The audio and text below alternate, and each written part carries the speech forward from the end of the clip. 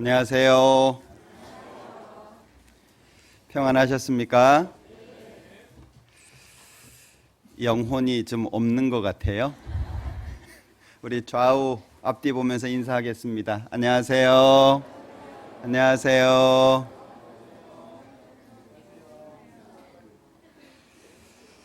이제 날이 많이 풀린 것 같아요. 앞에 반팔 입었네요. 예, 이제 완연하게 날이 좀 풀려가는 것 같습니다. 환절기 때는 건강을 조심해야 되잖아요. 잘 건강 챙기시면 좋겠습니다. 잠깐 같이 기도할게요. 우리를 사랑하시는 자비로우신 주님, 참으로 감사합니다. 하나님의 크신 사랑을 마음속에 담고 살아가는 모든 시간 하나님의 자녀로서 살 수 있도록 은혜 베풀어 주시고, 또 살아가는 모든 시간 가운데 함께 하셔서 앞서 행해 주시고, 또 하나님의 영광을 위해서 살 수 있도록 기회를 주신 것 참으로 감사합니다. 우리의 모든 삶이 하나님 앞에 좌로나 우로나 치우치지 않게 하시고, 언제든지 항상 정로로 행할 수 있도록 우리의 발걸음을 인도해 주시기를 원합니다. 험악한 세상, 또 위로받기 어려운 세상을 우리가 살아가고 있습니다. 항상 같이 하셔서 어려울 때, 힘들 때, 외로울 때 하나님의 도움으로 이겨낼 수 있도록 도와주시고, 어디에 어떠한 형편에 있든지 하나님을 믿는 사람이라고 하는 것을 잊지 않도록 도와주시기를 원합니다. 지금 이 시간 해외에서 수고하시는 많은 선교사님들과 가족들, 함께하는 동역자 형제 자매들이 있습니다. 기억해 주셔서 머나먼 타국에서 복음을 위해서 수고하는 그들에게 힘을 주시고 능력 주시고 외롭지 않도록, 지치지 않도록 도와주시기를 원합니다. 더욱 이 시간 우리와 함께 하셔서 각 사람 마음속에 하나님의 사랑으로 충만히 채워주시고 한 주간 힘차게 살아갈 수 있는 힘과 능력을 허락해 주시기를 원합니다. 우리 가운데 육체적으로, 신앙적으로, 경제적으로 어려움을 겪고 있는 분들이 있습니다. 일일이 함께 하셔서 위로해 주시고 또 건강을 회복시켜 주시며 주님 앞에 힘차게 주님의 영광을 바라보고 살아갈 수 있도록 그 모든 어려움들을 이겨낼 수 있도록 도와주시기를 원합니다. 각 사람 마음속에 합당한 은혜로 채워주시고 말씀을 듣는 모든 분들 마음 하나님께서 친히 위로해 주시고 힘 주시기를 원합니다. 모든 시간 오직 하나님께만 영광이 되기를 원하면서 언제나 우리를 사랑하시는 예수님의 이름으로 기도합니다. 아멘. 시편 46편 교독하겠습니다. 시편 46편 제가 한 절 읽고 형제자매님들 한 절 읽고 번갈아 교독하겠습니다. 시편 46편입니다. 하나님은 우리 피난처시요 힘이시니 환난 중에 만날 큰 도움이시라.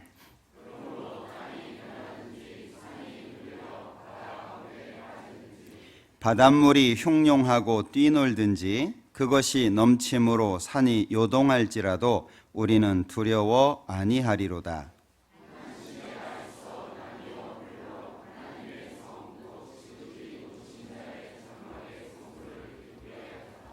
하나님이 그 성중에 거하심에 성이 요동치 아니할 것이라.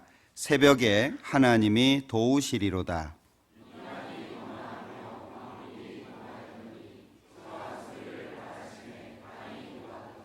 만군의 여호와께서 우리와 함께 하시니 야곱의 하나님은 우리의 피난처시로다.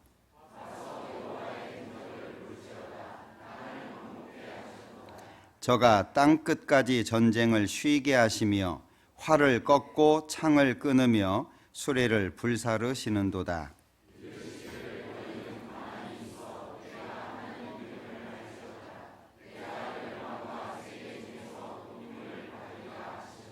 같이 읽겠습니다. 만군의 여호와께서 우리와 함께 하시니 야곱의 하나님은 우리의 피난처시로다. 신약성경 유다서 찾겠습니다. 신약성경 유다서 1장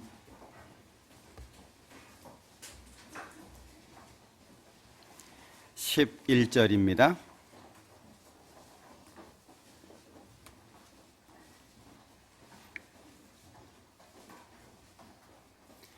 유다서 1장 11절 천천히 같이 읽겠습니다. 화 있을진저 이 사람들이여 가인의 길에 행하였으며 삭슬 위하여 발람의 어그러진 길로 몰려갔으며 고라의 패역을 좇아 멸망을 받았도다.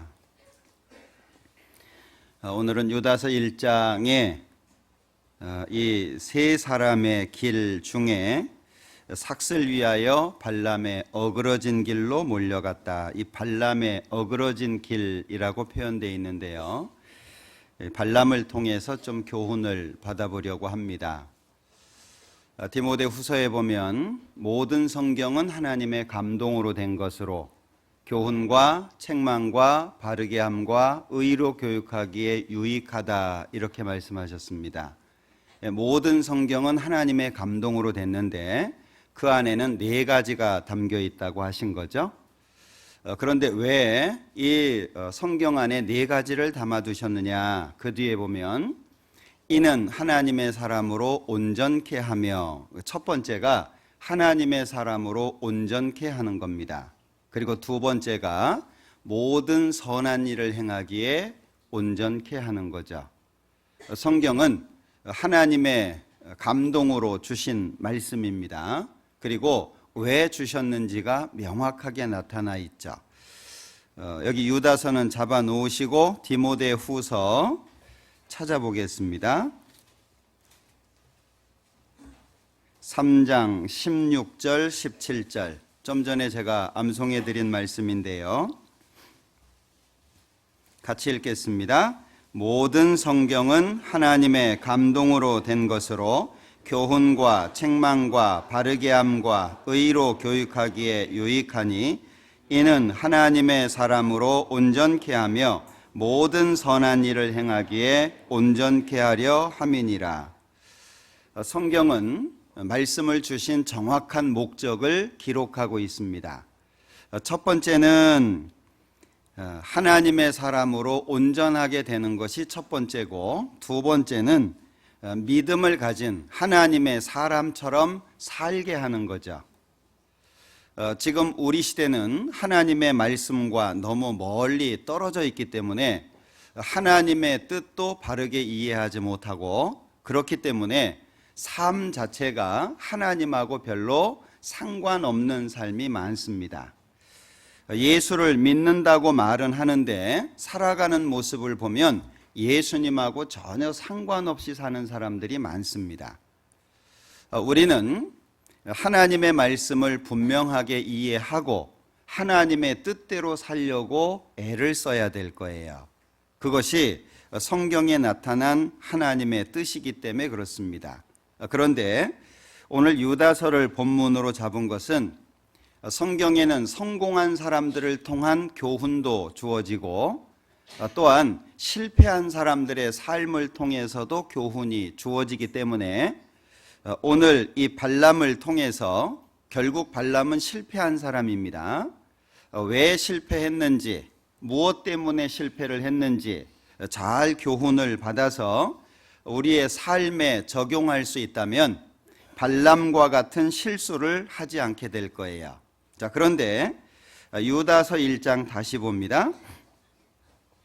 11절에 화 있을진저 이 사람들이여 그랬잖아요. 이 사람들이 누군지 4절에서는 구체적으로 말씀하고 있습니다. 이는 가만히 들어온 사람 몇이 있음이라. 저희는 예적부터 이 판결을 받기로 미리 기록된 자니 경건치 아니하여 우리 하나님의 은혜를 도리어 세귑거리로 바꾸고 홀로 하나이신 주제 곧 우리 주 예수 그리스도를 부인하는 자. 자, 이 사람들이 누구냐? 구체적으로 설명을 하고 있죠.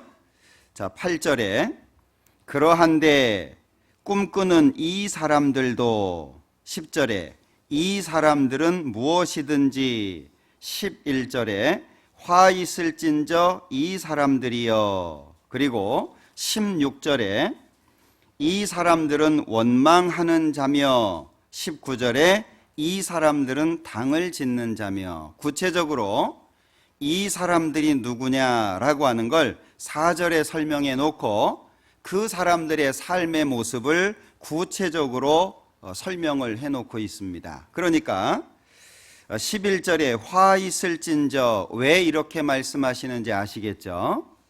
자, 이 사람들이요, 이 사람들 속에 세 사람의 삶의 모습이 여기 예시가 되어 있습니다. 첫 번째는 가인. 하나님 앞에 제사를 드렸습니다. 그런데 자기의 제사가 받아들여지지 않았다고 동생을 죽인 사람입니다. 처음으로 살인한 사람이죠. 두 번째, 발람. 발람 앞에는 특별히 삭슬 위하여 이렇게 돼 있죠. 돈 때문에 망한 사람이 발람입니다. 그리고 세 번째, 고라의 패역이라고 말씀하고 있는데, 고라는 모세를 대항했던 사람이고 결국에 그것으로 망한 사람입니다. 그래서 고라는 한마디로 교만 때문에 망한 사람이라고 할 수 있겠죠. 자, 특별히 여기 세 사람이 언급되어 있는데 그 중에 여기 발람의 길을 좀 생각해 보려고 합니다. 우선 베드로 후서 2장을 한번 보죠.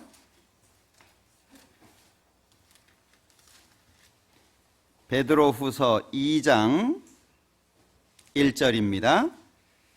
그러나 민간에 또한 거짓 선지자들이 일어났었나니 이와 같이 너희 중에도 거짓 선생들이 있으리라.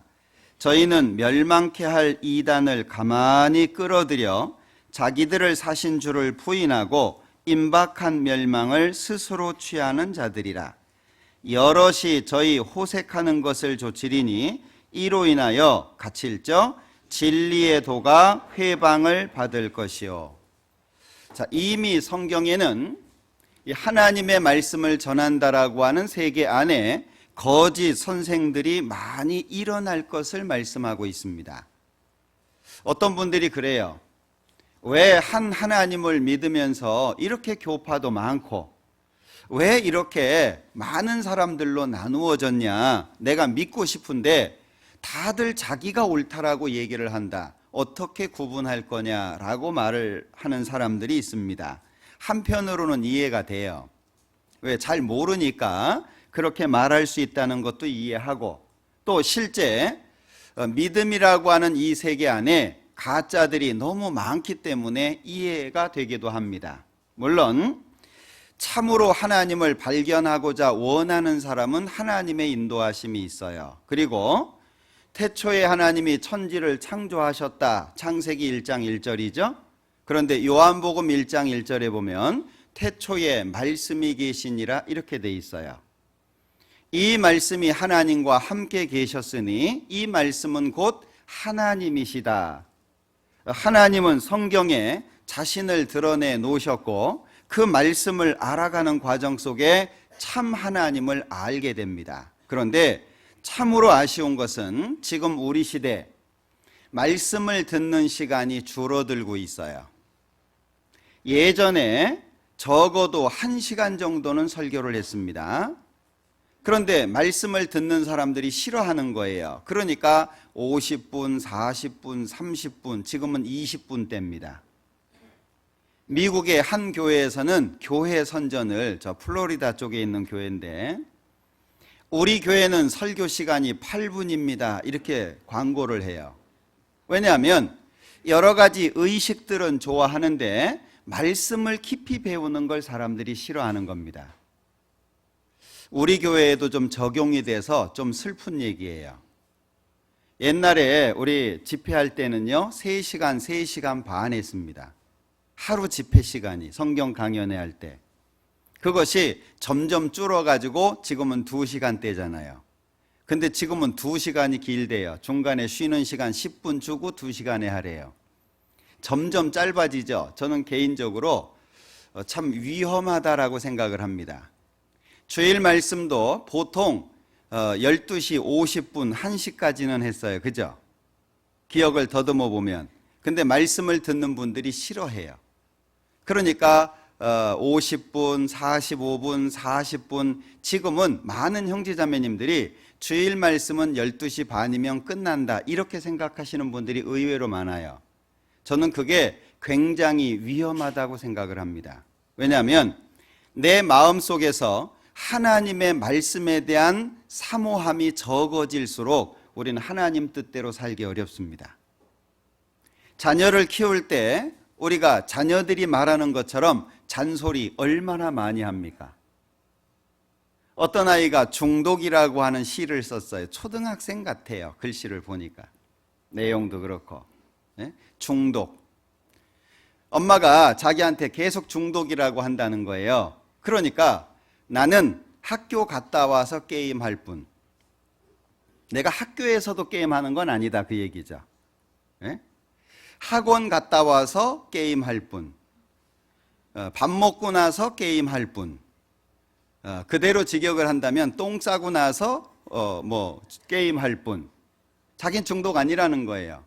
쉴 새 없이 잔소리하는 엄마가 중독이지 이렇게 했는데, 자녀들이 성장할 때 부모가 얼마나 말을 많이 합니까? 그게 잔소리로 들릴지라도 왜 그렇게 하겠어요? 아이에 대한 소망이 있고 잘못된 것을 바로잡아주기 위해서 많은 말을 하잖아요. 근데 아이들이 잔소리라고 생각하는 것처럼 지금 우리 시대는 하나님의 말씀을 잔소리라고 생각하는 시대입니다. 똑같은 말 뭐 그렇게 하냐, 한마디로 할 수 있는 걸 뭘 그렇게 여러 말로 얘기하냐, 이런 얘기들을 많이 합니다. 저는 개인적으로 굉장히 위험하다고 생각을 해요. 우리는 말씀을 더 읽어야 되고 더 봐야 되고 말씀 속에 내 마음을 더 세워야 됩니다. 이 세상은 과거하고 다릅니다. 자, 옛날에는 헬스클럽 가려고 생각했습니까? 몇십 년 전만 해도 헬스클럽은 없었습니다. 왜냐하면 먹고 사느라고 노동하는 시간이 너무 길었기 때문에 몸을 만든다든지 건강을 위해서 운동한다든지 이럴 여유가 없었어요. 근데 지금은 어떻습니까? 삶의 질이 좋아졌어요. 그러니까 운동을 따로 해가지고 건강을 챙기고 몸을 만들어야 되는 시대가 된 거예요. 시대 모습이 바뀌었죠. 자, 이 땅에 왜 거짓 선생, 거짓 선지자들이 많다고 말씀하시느냐? 뒤에 보면 이유가 나와 있죠. 2절 베드로후서 2장 1절 중간에 보면 저희는 멸망케 할 이단을 가만히 끌어들여 드러나지 않게, 잘 모르게. 어떤 분 그래요. 교회는 다 하나님 얘기하지. 맞습니까? 다 하나님 이야기하지 않습니다. 하나님 이야기를 하면서 개인적인 욕심을 말한다든지 잘못된 가르침을 말한다든지. 예를 들면 성경에는 요한복음 17장 3절에 영생은 곧 유일하신 참 하나님과 그의 보내신 자 예수 그리스도를 아는 것이니이다. 성경의 주인공은 하나님과 예수님으로 되어 있습니다. 그런데 요즘에 내가 하나님이다, 내가 예수다는 사람이 많아요. 근데 놀라운 것은 교세가 계속 커집니다. 그들 말로는 1년에 10,000명씩 는다고 통계를 내놓은 자료도 있거든요. 내가 하나님이다 그러는데 사람을 하나님으로 믿고 따라가는 거예요. 어떤 사람은 하나님이 아버지도 있으니까 엄마도 있을 거 아니냐? 근데 거기가요 수만 명입니다. 이상하지 않습니까? 거짓 선생, 거짓 선지자들이 가만히 끌어들이는데 그들이 말하는 것이 얼토당토하는 것이 아니에요. 설득력이 있고 합리적으로 들릴 수 있어요. 어떻게 구분하죠? 우리는 성경을 더 구체적으로 알아야 되고 성경 속에 내 마음을 바르게 세우는 것이 중요합니다. 성경에는 율법을 주신 목적을 정확하게 기록하고 있죠. 왜 하나님이 율법을 주셨느냐? 정확하게 목적을 말씀하고 있어요. 그런데 지금 상당수의 교회들에서 잘못 가르치고 배우는 것들이 있잖아요. 여기 잡으시고 로마서 3장 한번 보죠. 로마서 3장 19절 20절입니다. 우리가 알거니와 무릇 율법이 말하는 바는 율법 아래 있는 자들에게 말하는 것이니 이는 모든 입을 막고 온 세상으로 하나님의 심판 아래 있게 하려 함이니라. 율법의 목적이 뭐죠? 모든 사람을 심판 아래 가두는 게 율법의 목적입니다. 그래서 20절 그러므로 율법의 행위로 그의 앞에 의롭다 하심을 얻을 육체가 없나니 같이 읽죠. 율법은 죄를 깨닫게 하는 겁니다. 그래서 로마서 7장도 찾아보죠. 로마서 7장 7절 그런즉 우리가 무슨 말하리요 율법이 죄냐 그럴 수 없느니라. 율법으로 말미암지 않고는 내가 죄를 알지 못하였으니 곧 율법이 탐내지 말라 하지 아니하였다면 내가 탐심을 알지 못하였으리라. 하나님께서 탐내지 마라 이 탐심에 대한 말씀을 하시지 않았다면 탐심이 죄라는 걸 어떻게 알았겠냐라고 하는 거죠. 13절입니다. 그런즉 선한 것이 내게 사망이 되었느냐 그럴 수 없느니라. 오직 죄가 죄로 드러나기 위하여 선한 그것으로 말미암아 나를 죽게 만들었으니 이는 계명으로 말미암아 죄로 심히 죄되게 하려 함이니라. 결국 죄를 죄로 드러내는 역할로 주신 것이 율법이라는 겁니다. 그런데 성경에 명확하게 기록되어 있는데도 불구하고 율법 지켜야 된다고 가르치는 교회가 얼마나 많습니까? 그렇게 알고 있는 분들이 얼마나 많습니까?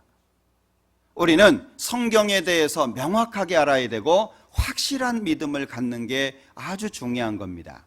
베드로후서 2장 다시 보죠.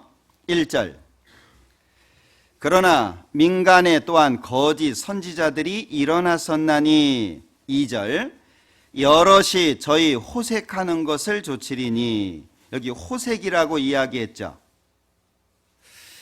마치 이 사람들을 여러 다른 것 좋게 포장한 것으로 마음을 빼앗는 것처럼 잘못된 믿음으로 유혹을 하는 겁니다. 여럿이 저희 호색하는 것을 조치리니 이로 인하여 진리의 도가 회방을 받을 것이요. 그런 거짓 선지자, 거짓 선생들 하나님이 세운 사람들이 아닙니다. 주일만 참석해가지고 수요일만 참석해가지고 가끔 생각날 때 성경 한번 읽어가지고서는 하나님의 뜻대로 그리스도인답게 절대 못 삽니다.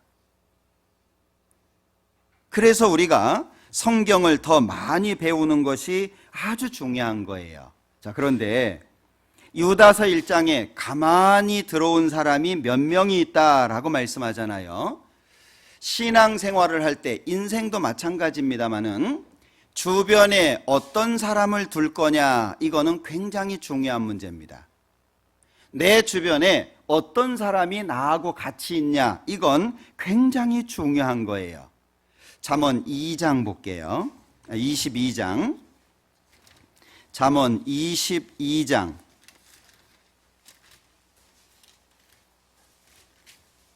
24절입니다. 25절까지 같이 읽어보죠.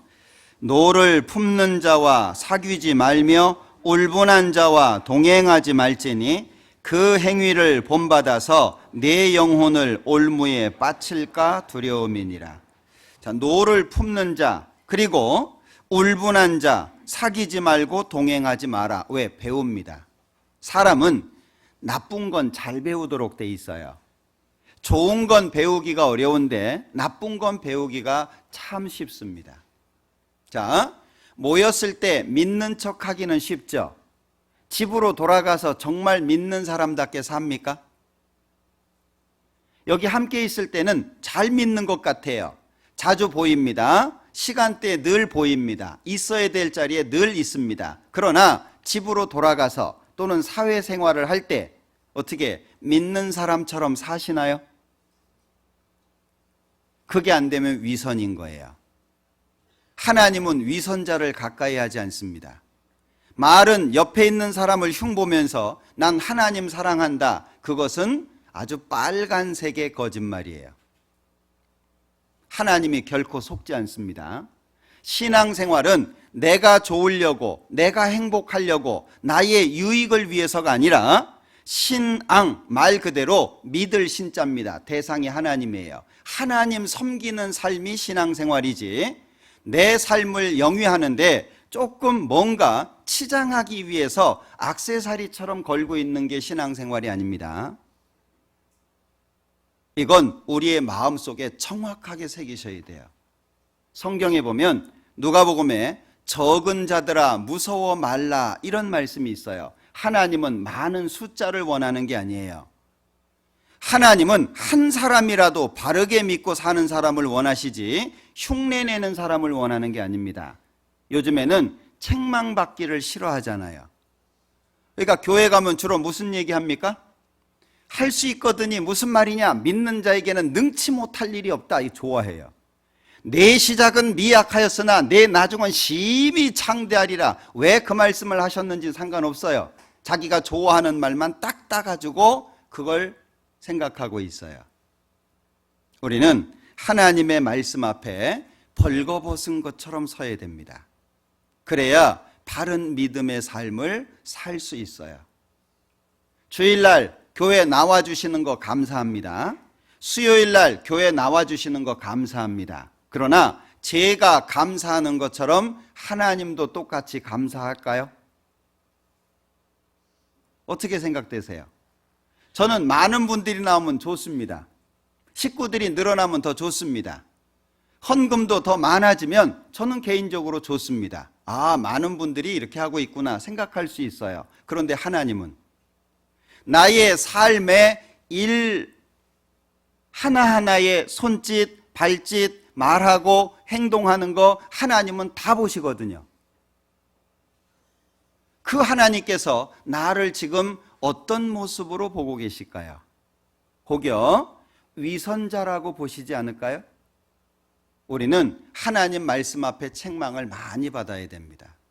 책망받지 않는 사람은 망할 수밖에 없어요. 자, 민수기 11장에 보면 이스라엘 백성들이 탐욕을 품었다고 돼 있어요. 그런데 탐욕을 품게 유도한 사람들이 나와 있어요. 특별히 섞여 사는 무리라고 기록하고 있습니다. 민수기 11장 보죠.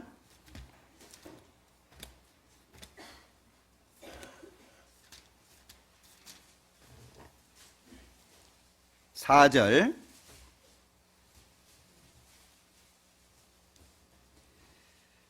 4절 같이 읽죠.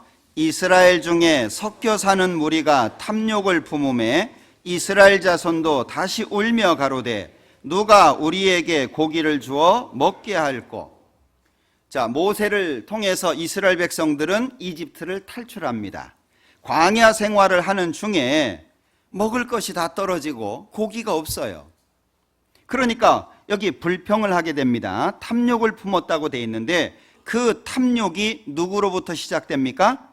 섞여 사는 무리입니다. 이 섞여 사는 무리가 누구냐? 출애굽기 12장에서는 중다한 잡족이라고 표현합니다.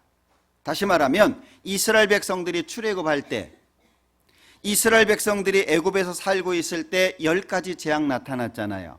모세를 통해서 놀라운 능력들이 나타납니다. 그걸 많은 사람들이 봤을 거예요.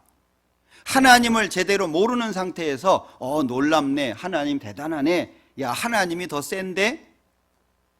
하나님에 대한 확실한 믿음이 없는 상태에서 따라 나온 사람들이 있는 겁니다. 그런데 막상 따라 나오니까 광야 생활이에요. 힘들어지게 됐습니다. 어렵게 됐어요. 그러니까 본심이 드러나게 되죠. 탐욕을 품게 됩니다. 그러니까 그 탐욕이 이유가 돼가지고 단초가 돼가지고요, 그 뒤에 이스라엘 백성들이 뭐라 그러죠? 이스라엘 자손도 다시 울며 가로되 누가 우리에게 고기를 주어 먹게 할꼬. 애기들 키울 때 보시죠. 한 아이가 울면 주변의 아이들이 같이 울어요. 애가 하나 앙 하고 울잖아요. 그러면 자기하고 상관없어요. 울지 말아야 되잖아요. 애들이 쭉 같이 웁니다.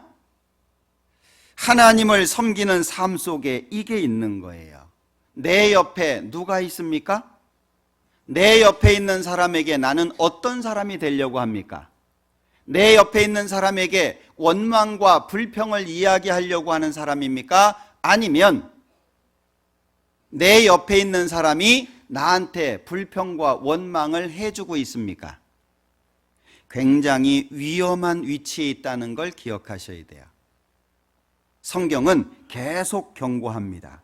성경에 이 발람에 대한 기록을 보면 좋게 표현되어 있는 곳이 없어요. 민수기 31장에 보면 발람이 꾀를 냈다 그랬고, 계시록 2장에 보면 발람의 교훈이라고 표현을 했고, 그것이 결국에 베드로후서 2장에서는 발람의 길이라고 표현되는데, 다시 말하면 발람이 꾀를 냈습니다. 발람의 가르침이 있었습니다. 그게 발람의 길이에요. 뭘 말하죠? 어떻게 생각하느냐가 그 사람의 삶이라는 거예요. 생각하는 것과 살아가는 방식은 동일하다 그 얘기입니다. 그러니까 이 발람에 대해서 기록했을 때 여호수아 13장에서는 발람을 술사라고 기록합니다. 술사. 자, 여호수아 13장 찾아보죠.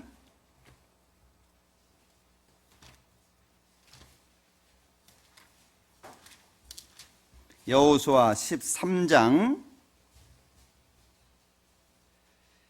22절입니다. 이스라엘 자손이 그들을 도륙하는 중에 부올의 아들 술사 발람도 칼날로 죽였었더라. 이게 발람에 대한 평가입니다. 술사, 점쟁이라는 거예요. 하나님의 일꾼이 아닌 겁니다. 그러니까 발람에 대해서 성경에 이 발람은 악인의 길을 걷다가 망한 사람으로 기록되어 있는 겁니다. 자, 그러면 이 발람에 대한 평가 중에 베드로후서 2장을 한번 볼게요. 베드로후서 2장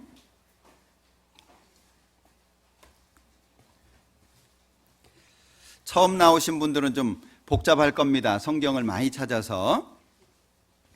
성경을 많이 찾는 이유는 직접 확인하고 확인된 믿음을 갖게 하기 위해서입니다. 15절, 저희가 바른 길을 떠나 미혹하여 부올의 아들 발람의 길을 좇는도다. 그는 불의의 삭슬 사랑하다가 자기의 불법을 인하여 책망을 받되 말 못하는 나귀가 사람의 소리로 말하여 이 선지자의 뭘 금지했죠? 하나님의 평가예요. 이 선지자의 미친 것을 금지했다. 17절, 이 사람들은 물 없는 셈이고 광풍에 밀려가는 안개다. 저희를 위하여 캄캄한 어두움이 예비되어 있다라고 기록하고 있습니다. 그런데 발람이 15절에 보면 왜 이 길을 갔습니까? 망하는 길인데 발람이 간 거예요. 그런데 15절에 중간에 보면 부올의 아들 발람의 길을 좇는도다. 그는 뭘 사랑한 거죠? 이 재물 때문에 망한 사람입니다. 지금 우리 시대에도 재물 때문에 망하는 사람이 많은 거예요. 물질이라고 하는 건 다스려야 되는 것이지 끌려다니면 안 되는 겁니다. 결국에 돈 따라가서 돈 못 잡아요. 어떤 사람이 말하는 것처럼 돈은 돌고 도는 겁니다. 한마디로 말하면 돈은 쓰기 위해서 필요한 것이지 쌓아놓기 위해서 필요한 게 아니에요. 기독교 국가들 특징이 뭐죠? 특히 미국 특징이 뭐예요? 다 렌트예요. 전부 렌트예요. 한 달 얼마의 돈을 벌어가지고요, 한 달 다 없어요. 그거 쌓아놓을 돈이 없어요. 기독교 사회는요, 쌓아지는 게 아니라 쓰여지는 용도로 만들어져 있기 때문에 그래요. 그래서 신용이 중요한 거예요. 쌓아두는 게 아니에요. 그런데 유교나 불교 이쪽 하나님이 없다고 생각하는 쪽은 물질이 어떤 개념이죠? 쓰여지는 게 아니고 쌓아두는 겁니다. 그러니까 동산 부동산이 많은 거예요. 당장 쓸 돈은 없는데 동산 부동산으로 100억이에요. 제가 알고 있는 분도 100억 이상의 재산이에요. 근데 쓸 돈이 없어요. 왜? 다 묶여 있어가지고. 부자로 죽기 위해서 가난하게 사는 것은 바보죠. 물질이라고 하는 건 쓰여지는 거예요. 쌓아놓는 게 아니고. 그러니까 우리 다 알죠. 빈손으로 왔다가 빈손으로 가요. 뭐 자식을 위한다고요? 자식을 위해서는 유산 안 남겨주는 게 좋습니다. 뭐 우리 자식 뭐 기대도 하지 마세요. 자녀들은요. 예. 이 세상은 자기 힘으로 먹고 살아야지 부모 덕 보고 살려고 하면은요 잘 못 살아요. 예? 예. 제가 저희 집 아이들한테도 늘 얘기했던 거거든요. 기대하지 마라. 너희들이 아는 것처럼 아빠는 능력이 없다. 예? 주고 싶어도 못 주니까 기대하지 마라. 그래서 이번에 우리 막내도 여기 와 있을 텐데 그냥 청주에서 터를 잡으라 그랬어요. 서울 와봐야 집값만 비싸고 청주에서 그냥 자리 잡아라. 지금 학교가 청주니까요. 자리 잡아라. 아이들한테도 굳이 서울로 모이지 말고 흩어져 살아라. 싼 데 찾아서. 뭐 제가 해줄 수 있으면 서울로 오라 그래도 괜찮은데 그럴 수 없으니까. 자, 물질이라고 하는 건 쓰는 겁니다. 쌓아두는 게 아닙니다. 결국에 자기 것이 되는 게 아니에요. 그런데 여기 발람은 불의의 삭슬 사랑했다라고 표현을 했어요. 이게 이제 문제거든요. 그리고 이 느헤미야 13장이나 신명기 23장에 보면 발락이라는 사람이 발람을 초청한 겁니다. 이제 내용을 보겠지만 민수기 22장부터 시작해서 25장까지의 내용입니다. 그런데 발락이 이스라엘 민족을 보니까 너무 강한 거예요. 그러니까 이 이스라엘을 저주하지 않으면 자기들에게 문제가 생기겠다고 생각을 한 거죠. 그래서 유명하다고 알려진 술사 발람을 초청한 겁니다. 이스라엘 저주하라고. 그런데 발람이 왜 그 초청을 거부하지 못했을까요? 이게 뇌물이라고 하는 것의 특징이에요. 성경에는 뇌물 받지 마라고 되어 있습니다. 왜? 뇌물은 지혜로운 자의 지혜를 흐리게 하고 의인의 길을 굽게 한다라고 표현하고 있어요. 결국에 하나님 믿는 사람들은 돈에 대해서 자유로워져야 된다 그 얘기예요. 그렇지 않으면 망합니다.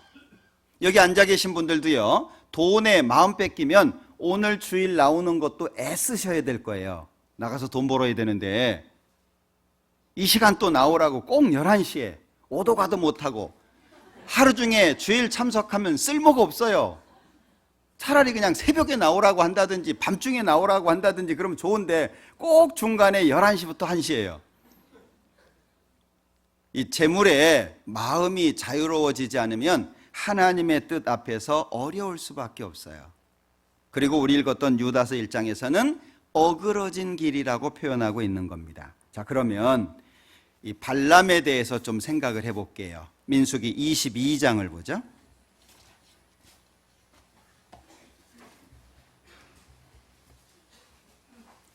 민수기 22장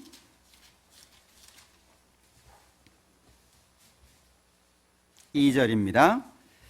십볼의 아들 발락이 이스라엘이 아모리인에게 행한 모든 일을 보았으므로 모압이 심히 두려워하였으니 이스라엘 백성의 많음을 인함이라. 모압이 이스라엘 자손의 연고로 번민하여 미디안 장로들에게 이르되 이제 이 무리가 소가 밭에 풀을 뜯어먹은 같이 우리 사면에 있는 것을 다 뜯어먹으리로다 하니 때에 십볼의 아들 발락이 모압 왕이었더라. 그러니까 배경을 설명하고 있죠. 그래서 5절에 보면 발람을 초청하기로 결정을 합니다. 그리고 6절에 보면 초청하는 목적이 나와 있죠. 자, 중간에 보면 그대가 복을 비는 자는 복을 받고 저주하는 자는 저주를 받을 줄을 내가 안다. 그러니까 이 발람이 상당히 알려진 사람이에요. 우리 왜 용하네 뭐 이런 거 얘기하잖아요. 상당히 알려진 사람인 겁니다. 그래서 7절에 보면 이제 예물을 가지고 발람에게 장로들을 보냅니다. 자, 그런데 이제 8절에 보면 하나님이 뭐라고 말씀하시는지 들어보자. 오늘은 여기에서 자라. 그랬는데 하나님께서 9절에 이 사람들 누구냐? 이러이러해서 발락이 보낸 사람입니다. 12절에 보면 하나님이 발람에게 이르시되 너는 그들과 함께 가지도 말고 그 백성을 저주하지도 말라. 그들은 복을 받은 자니라. 하나님께서 나타나셔가지고요, 분명하게 하나님의 뜻을 보여주셨어요. 그런데 이 발람이 13절 끝에 보면 여호와께서 허락하시지 않는다, 순종하는 것처럼 보이죠.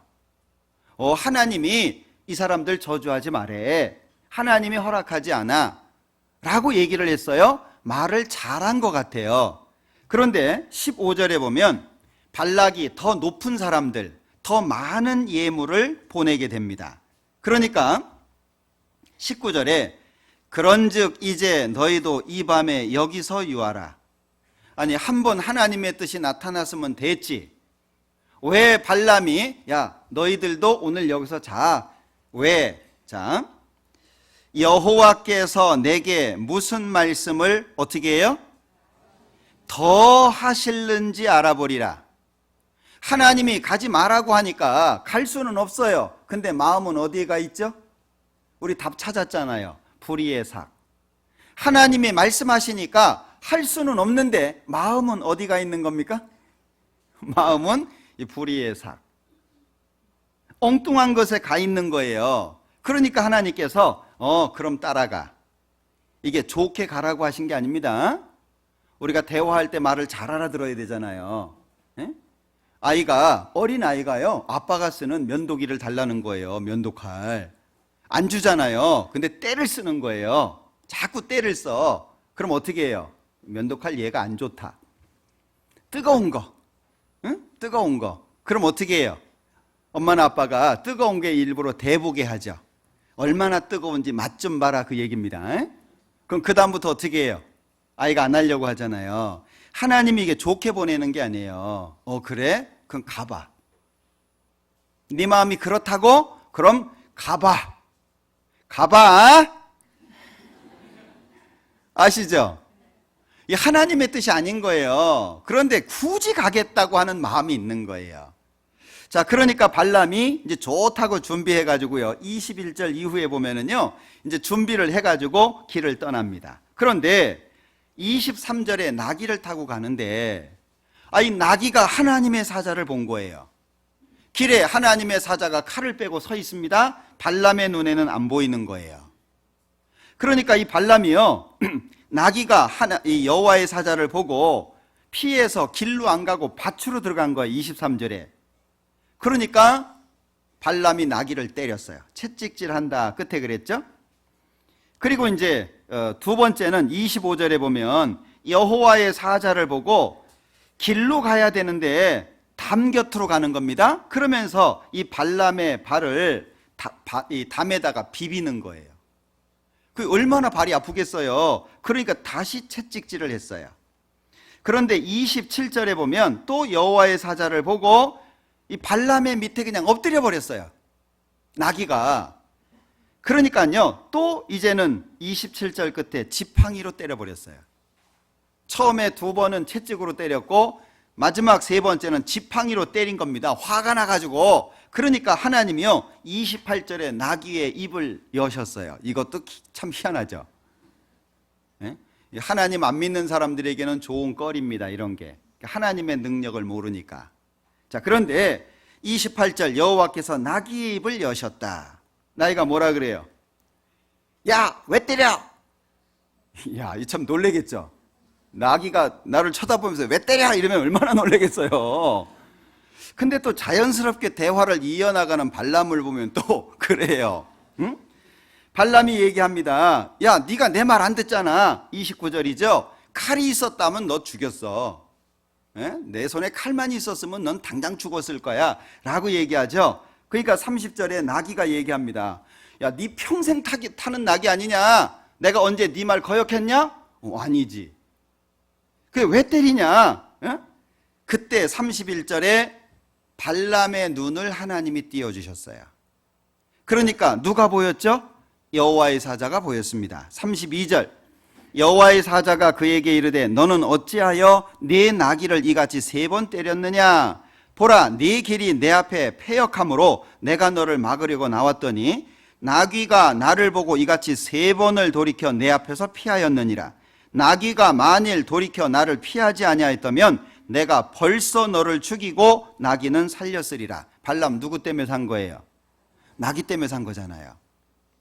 그러니까 발람이요 무서워가지고 가지 말라고 하면 안 갈게요. 이 발람 보면은요 꼭 내 모습이죠. 이거 느껴지세요? 발람이 또 다른 나입니다. 하지 마 그럼 안 하면 되는데 하지 마 그래도 혹시 한 번쯤 하여튼 갈 때까지 가려고 하는 게 우리 마음이에요. 그죠? 자, 34절 끝부분에 당신이 이를 기뻐하지 아니하시면 나는 돌아가겠나이다. 그러니까 여호와의 사자가 가기는 가되 주는 말만 해라. 하나님께서 하라고 하시는 그 말씀만 전해라 라고 해서 이제 가게 됩니다.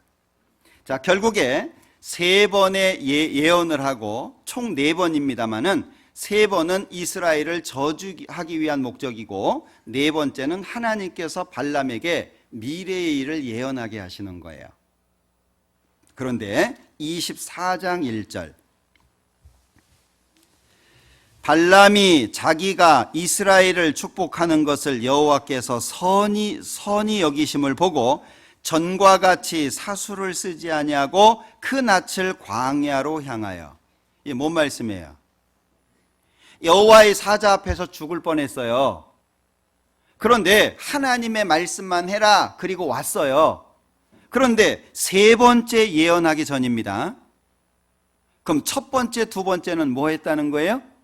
사수를 썼다는 얘기잖아요. 이해되세요? 사람이 얼마나 악독한지 모릅니다. 우리 신앙생활을 바르게 하려면 내가 하나님 앞에 얼마나 악한 존재고 나라고 하는 존재가 얼마나 고집스러운 존재인지를 잘 알아야 돼요. 예수님께서 나는 의인을 부르러 온 게 아니고 죄인을 부르러 왔다. 건강한 자에게는 의원이 쓸데없고 병든 자에게라야 쓸데있다. 의사는 병든 사람한테 필요한 겁니다. 건강한 사람은 의사 아무 필요 없어요. 신약 발견됐다? 아무 의미 없어요. 저 의사가 세계 최고다? 아무 의미 없어요. 근데 환자는요? 여러분들 수술 받으려고 몇 달 기다리는 사람도 있습니다. 어떤 의사에게 수술 받으려고 일부러 기다리는 분들이 있어요. 아픈 사람에게는 의사가 전부잖아요. 자, 예수님께서 이 땅에 오신 목적이 뭐냐? 죄인을 구원하기 위해서 오신 거예요. 자, 그러면 예수님께서 죄인을 구원하셨습니다. 예수님의 하신 일을 믿고 구원을 받았어요. 구원받으면 착해지든가요? 여러분들 하나님 믿으니까 착해지든가요? 어떻게 생각되세요? 하나님 믿어도요 나쁜 거 그대로 있어요. 예? 하나님 믿는다고 착해지는 게 아닙니다. 하나님의 말씀대로 순종해서 살 때 착해지는 거예요. 교회 나온다고 착해져요? 그럼 왜 교회 안에서 상처를 받습니까? 왜 교회 안에 사기가 있고 많은 사람 사기치는 일들이 교회 안에 얼마나 많은데요. 다른 사람이 손해보고 슬퍼하는 것을요 이 교회 안에서도 경험합니다.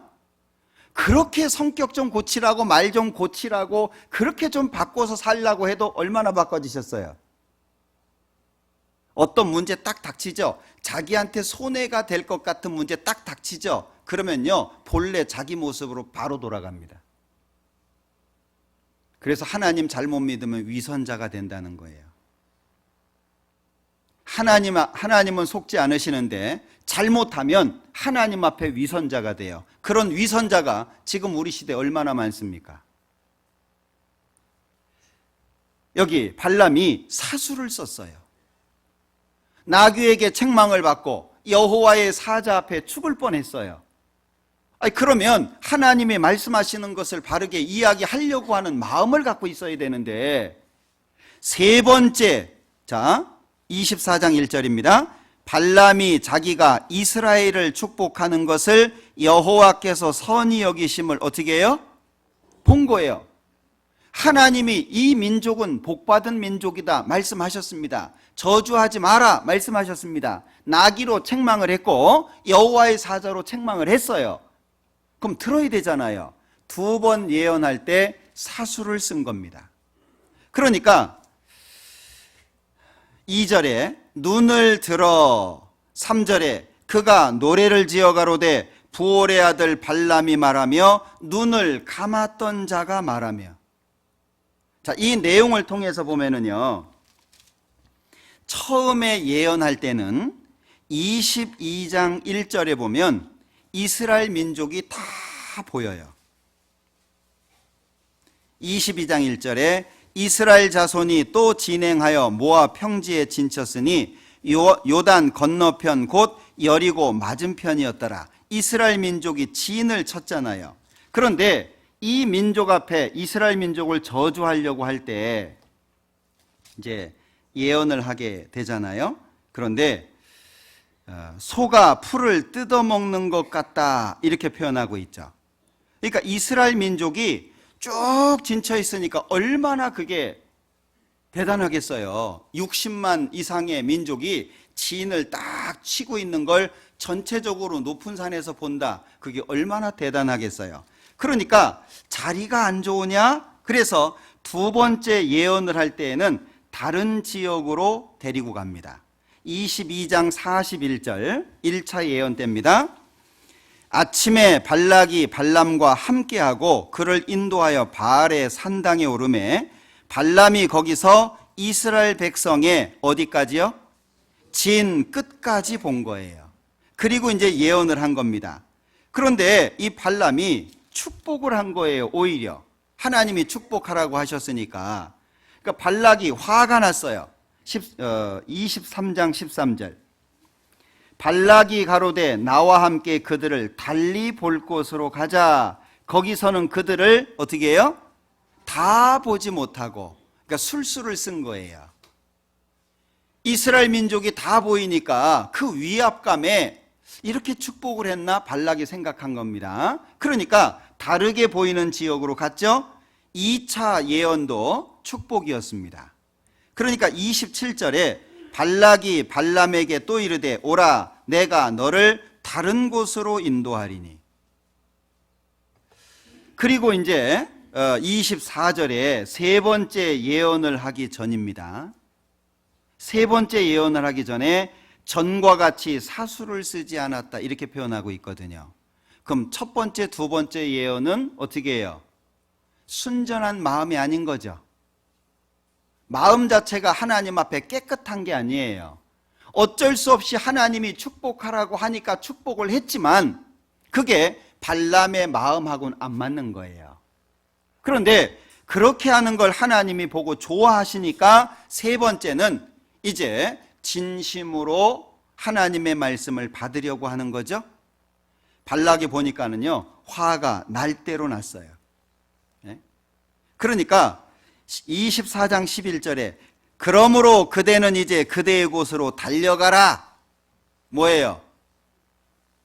우리 옛날에 사극 같은 거 보면 썩 꺼져라 뭐 이런 얘기 하잖아요. 이 발락이 그냥 화가 날 대로 난 겁니다.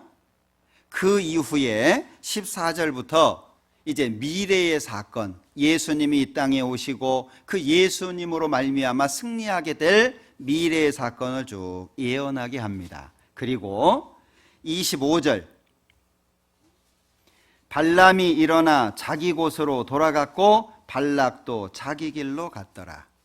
끝난 것 같죠? 그런데 25장 1절 이스라엘이 시딤에 머물러 있더니 그 백성이 모압 여자들과 음행하기를 시작하니라. 24장 25절과 25장 1장 사이에 아무것도 없는 것 같아요. 그런데 성경에는 요 사이에 있었던 일을 기록하고 있습니다.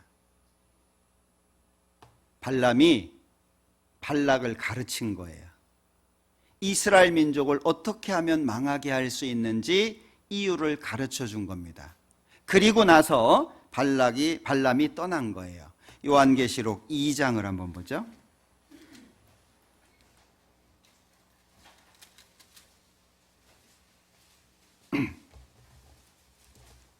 2장 14절. 그러나 네게 두어 가지 책망할 것이 있나니 거기 네게 발람의 교훈을 지키는 자들이 있도다. 발람이 발락을 가르쳐 이스라엘 앞에 올무를 놓아 우상의 제물을 먹게 하였고 또 행음하게 하였느니라.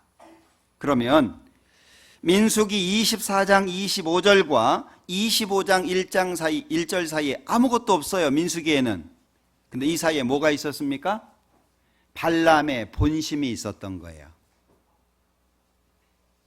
이 발람은 결국에 악인의 길을 걷게 됐고 결국에 망하게 됩니다.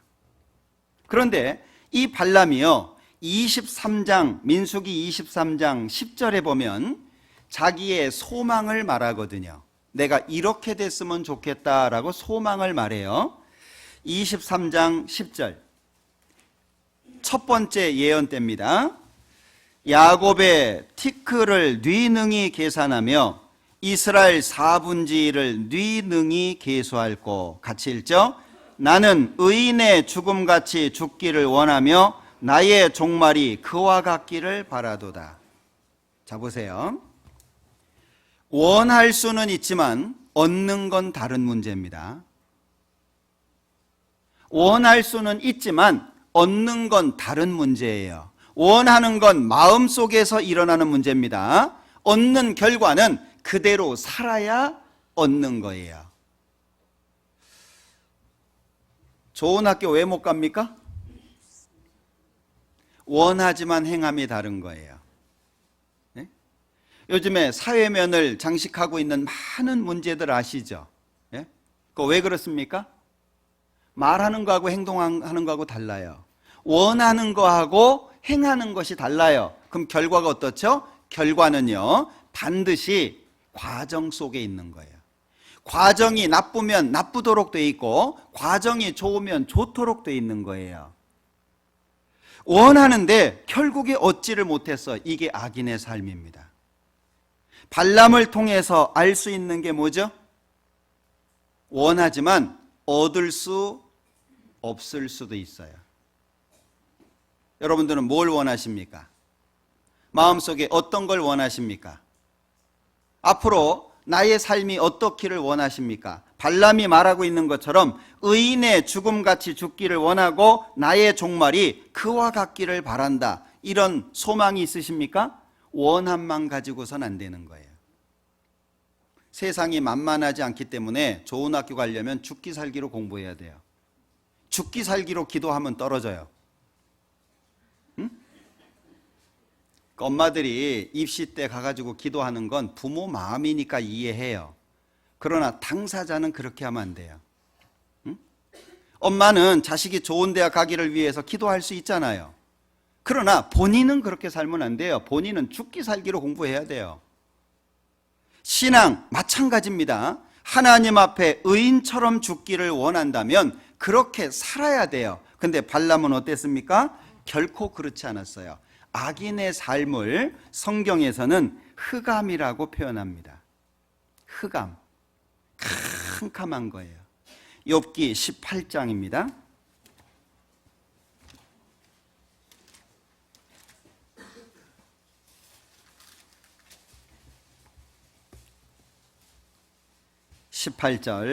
욥기 18장 18절입니다.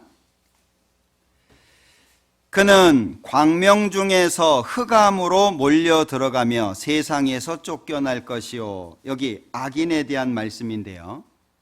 악인의 삶은 광명에서 흑암으로 몰려 들어가는 겁니다. 왜 나한테 이런 일이 일어났을까? 누구 때문일까요? 다른 사람 때문일까요? 그래서 원망하고 불평하는 사람은 신앙의 삶을 바르게 못 살도록 돼 있는 거예요. 항상 모든 문제는 나로부터 시작된다는 걸 기억하셔야 됩니다. 누구 때문에? 그거는요, 핑계일 뿐이에요. 과연 남편 때문에 아내가 잘못 살았을까요? 남편이 이유를 제공할 수는 있어요.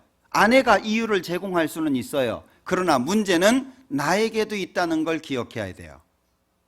상대방만 바라보고 사니까 문제 해결이 안 되는 거예요. 하나님을 향해서도 마찬가지입니다. 하나님을 향해 좋은 마음을 갖고 있습니까?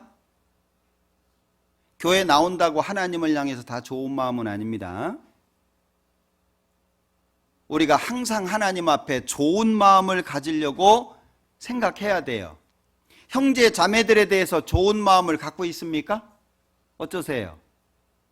그것이 하나님 앞에 가면 심판의 조건입니다. 근데 하나님이 그걸 싫어하신다고 해도 안 고쳐요. 저는 못 고치는 게 아니라 안 고친다고 봅니다. 하나님 앞이라면 안 고칠까요? 만약에 하나님이 오늘부터 담배 좀 끊어라 그러면 안 끊겠어요? 오늘부터 성격 좀 죽여라 그럼 안 죽이시겠어요? 그러면 삶이 안 바뀌는 이유가 뭐죠? 하나님이 눈앞에 없는 거예요. 그 사람은 하나님 믿는 사람 아닙니다. 여기 악인의 삶이 뭐냐? 광명 중에서 흑암으로 몰려 들어가는 게 악인의 삶이에요. 그러니까 이 신앙생활 속에서도요, 뭔가 어려움이 자꾸 생기면 하나님 앞에 자기를 바라봐야 돼요. 안 그러면 흑암 중에 왕래하면서도 몰라요. 이유를 몰라. 왜 이런 일이 생기는지 몰라. 그러니까 원망하죠. 하나님이 계시면 왜 이런 일이 생겨? 모르니까요. 문제가 자기에게 있다는 건 생각 안 하고 하나님이 안 도와줬잖아. 하나님이 이럴 수 있어? 흔히 하나님 안 믿는 분들이 무슨 생각합니까? 하나님이 계시다면 이 세상이 왜 이렇게 악하냐? 하나님이 계시다면 그 문제가 하나님께 있습니까? 사람한테 있습니까? 하나님은 정직하게 지으셨지만 사람은 많은 꾀를 냈다라고 말씀해요. 사람으로부터 죄가 시작된 겁니다. 그걸 괜히 하나님께 이야기를 하면 안 돼요. 시편 107편을 한번 보자.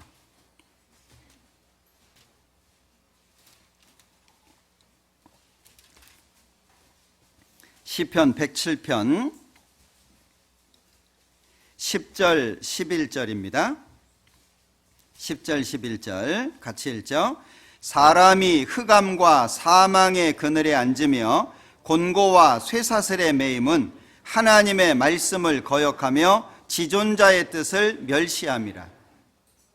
자, 하나님의 말씀을 거역하고 지존자의 뜻을 멸시하니까 흑암과 사망의 그늘에 앉는다.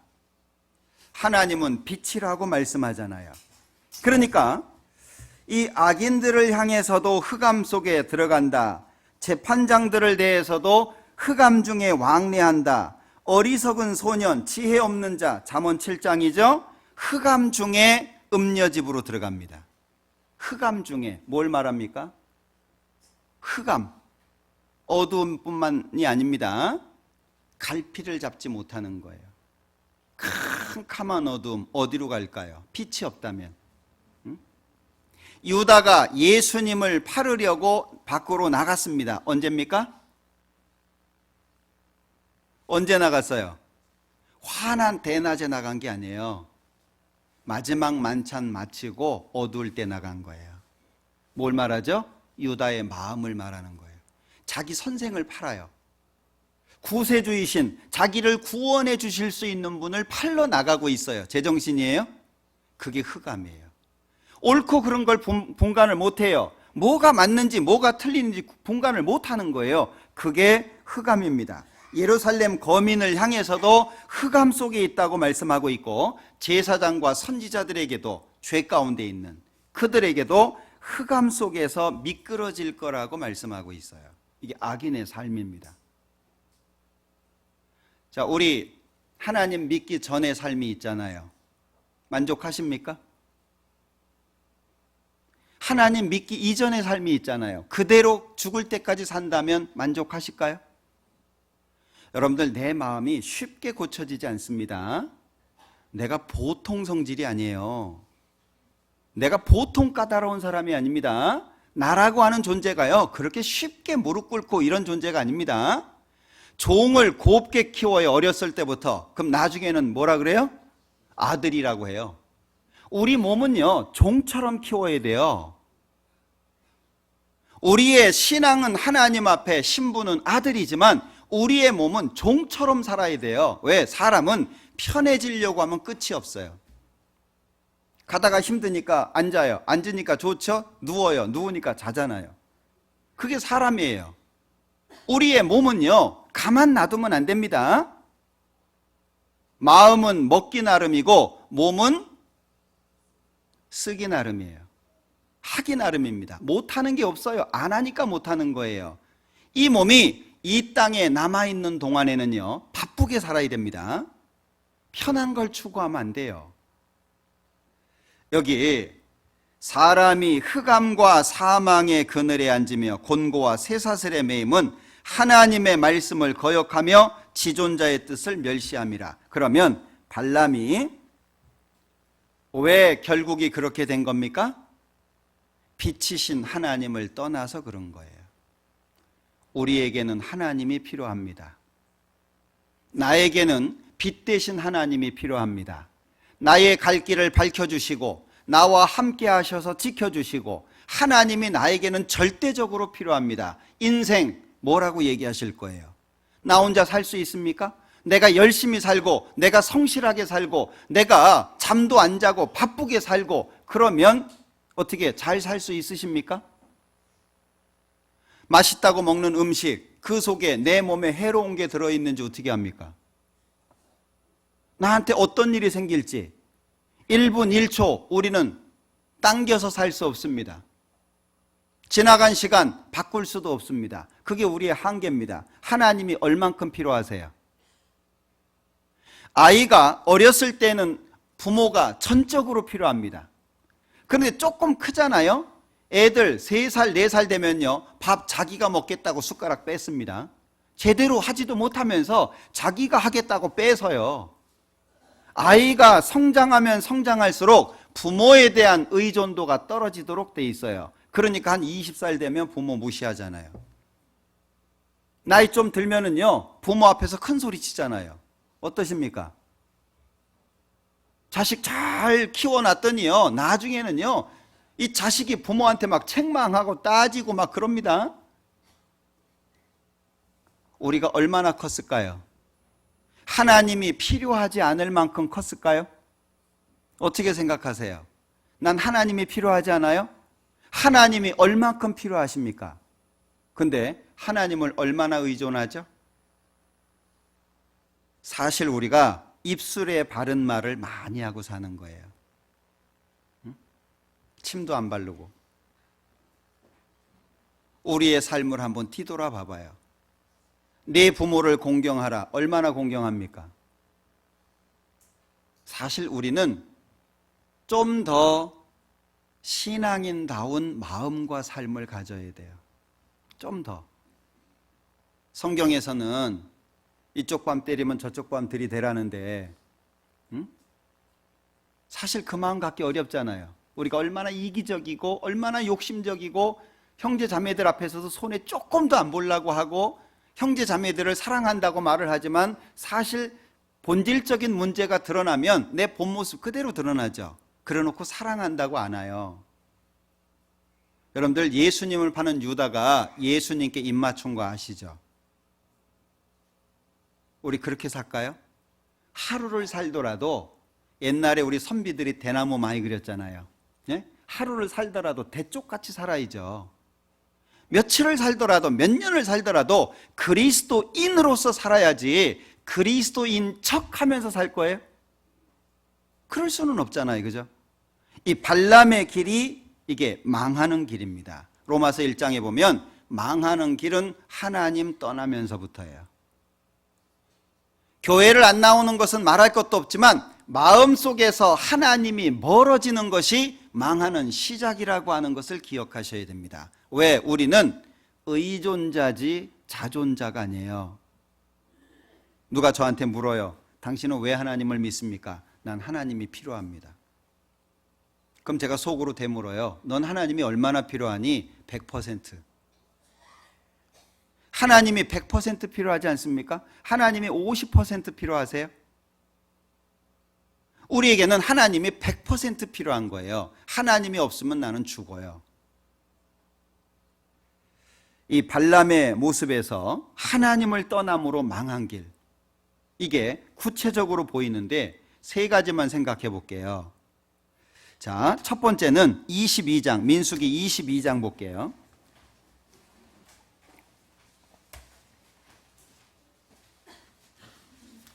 자, 민수기 22장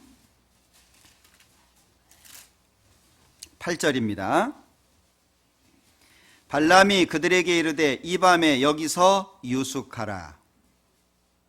자, 이 밤에 여기서 유숙하라. 그런데 이 사람들이 왜 왔죠? 이스라엘을 저주하라고. 그래서 한 번은 하나님께서 9절에 이 사람들 누구냐라고 물으시면서 12절에 가지도 말고 저주하지 마라. 이 민족은 복받은 사람들이다. 두 번째 사신들이 왔습니다. 사절단이 19절. 그런즉 이제 너희도 이 밤에 여기서 유하라. 여호와께서 내게 무슨 말씀을 더 하실는지 알아보리라. 하나님의 말씀은 변치 않습니다. 하나님의 말씀은 자꾸 상황에 따라서 바뀌어지지 않습니다. 아니면 아닌 거예요. 근데 발람의 마음은 어떻죠? 자기 욕심을 어째든지 합리화시키고 싶었던 거예요. 그래서 우리 수양회라든지 상담하러 오시는 분들 보면은요, 어떤 분은 자기가 원하는 답을 해줄 때까지 상담하시는 분이 있어요. 이 사람한테 상담해서 원하는 답이 안 나오면 딴 사람 찾아가요. 그래가지고 이제 자기 마음에 드는 말을 해준 사람을 찾잖아요. 그러면 어떤 목사님이 그렇게 하랬어요. 참 악하죠. 그게 악한 거예요.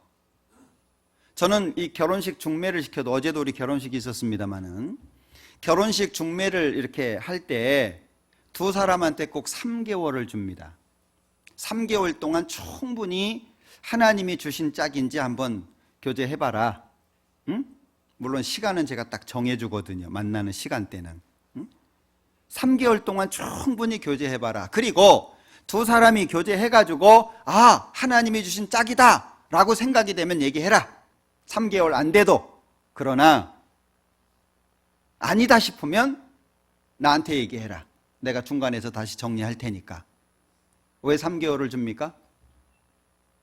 이게요, 잘 된 건 내 탓이고 안 된 건 그게 그 못된 마음이 우리 속에 있어요. 여러분들 솔직하게 살아야 됩니다. 내가 원하는 답을 자기가 찾았어요. 그래놓고 어떤 목사님이 그렇대요. 그래놓고 만약에 일이 잘못되면 누구 원망해요? 그렇게 말씀해 주신 분을 원망해요. 그 누구 때문이에요? 자기 때문입니다. 원인이 자기한테 있는 거예요. 여기 여호와께서 내게 무슨 말씀을 더 하실는지 없어요. 나중에 내용이 쭉 진행되는 걸 봐도 첫 번째 답이 동일하시잖아요. 그런데 자기가 원하는 답을 찾는 거예요. 그래서 신앙생활도요, 내 말을 들어주는 사람 옆에 두면 망합니다. 내가 잘못했을 때 책망해 줄 수 있는 사람이 필요한 거예요. 여러분, 내가 잘못했을 때 책망해 줄 사람이 있어요? 쉽지 않습니다. 왜냐하면 누구한테 권고한다는 건 쉬운 일이 아니에요. 원수 될 수도 있거든요. 제가 다른 지역에서 목회할 때 어떤 분이 저한테 찾아와가지고 돈 좀 빌려달라 그랬어요. 제가 돈이 많게 생겼잖아요. 돈 좀 빌려달라고. 그래서 제가, 형제님은 돈을 빌릴 게 아니라 사업하는 방식을 좀 바꿨으면 좋겠습니다. 네? 자본금도 없으면서 빚을 내가지고, 그 빚을 내가지고 사업에 투자하는 건 그렇다 쳐도요, 빚을 내가지고 집을, 대궐 같은 집을 얻었어요. 제가 그 얘기 했거든요. 빌려줄 돈도 없지만. 그 다음부터 원수 됐어요. 지금까지. 이 남에게 권고한다는 게 쉬운 게 아닙니다. 왜? 사람은 안 받아들여요. 예전에 보증 서달라고 그렇게 찾아다닌 사람들 어떻게 성실하게 다 갚았습니까? 안 그래, 그렇게 성실하게 갚았다면요, 자살한 사람들 없었어요. 가정이 그렇게 깨진 일이 없었습니다. 얼마 전에 어떤 분 하는 얘기를 들었어요. 자식한테 재산 다 남겨줬대요. 저는 재산이 있어도 넘겨주지 마라 그럽니다. 하고 싶은 거 다 하시라 그래요. 자식들 생각하지 말고. 그 자식이 그렇게 다 착한 게 아니에요. 자식은 알아서 살라고 놔두고요. 꽤 많은 돈이었어요. 억대가 넘는 돈이었어요. 딱 넘겨주고 나서 전화를 안 받더래요. 전화를 안 받아요. 그 다음부터 아버지가 전화를 안 받아요. 그래서 요즘에 넘겨준 재산 반환 청구 소송할 수 있다는 거 아시죠? 예? 그런 일을 해본 적이 없어가지고요, 우리는. 청구할 수 있습니다. 참 슬픈 일이잖아요. 자식한테 재산 넘겨줬는데 그 즉시로 원수가 되는 거예요. 그러니 차라리 그냥 없는 게 낫죠, 그죠? 자, 이 발람이 첫 번째 잘못한 게 뭐냐? 여기서 유숙해라. 아닌 건 아닌 거라고 딱 잘라야 돼요. 미련 갖지 마세요. 응? 아닌 건 아니에요. 그러니까 하나님의 말씀에 이렇다 그러면 그런 것으로 끝나야 돼요. 혹시 뭐 또는 뭐 한 번쯤은 뭐 이거 하지 말고 아닌 건 아닌 거예요. 마음의 결정을 그렇게 하셔야 됩니다. 하나님이 아니다 그러면요, 아니구나 그렇게 생각해야 돼요. 거기에 미련 갖지 마세요.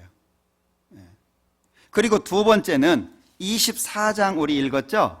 24장 1절 중간에 보면 전과 같이 사수를 쓰지 아니하고, 하나님 앞에 자기의 뜻을 굴복하지 않은 나쁜 마음이 있는 거예요.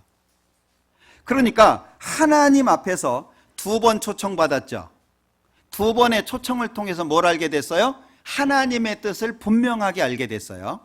그리고 나귀를 통해서 경고를 받았어요. 하나님의 뜻이 얼마나 확실한지 두 번째 나타난 거죠. 여호와의 사자 앞에서 또 나타났어요. 그런데도 불구하고 두 번의 예언을 어떻게 했습니까?